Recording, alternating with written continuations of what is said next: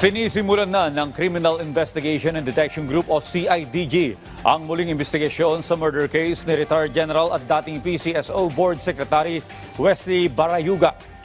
Kasunod na rin ito ng utos ni PNP Chief General Romel Marbil matapos ang naging revelasyon sa Quadcom hearing ng isang aktibong pulis sa kung sino ang nasa likod ng pagpatay sa dating PCSO official.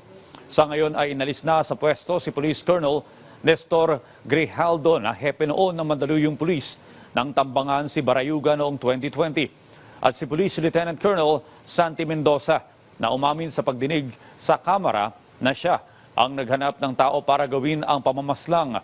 Kasama naman sa iimbestigahan ang mga dating nag-imbestiga sa Barayuga case upang tukuyin kung may naging irregularidad.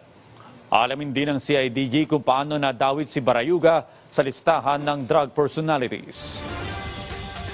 Isa lang po yung malinaw sa mga narinig ko po na statement po ng ating Chief PNP. Kung saan man po hahantong at sino ang aabutin itong investigation po na ito, he doesn't care. We will proceed where the evidence will point us po.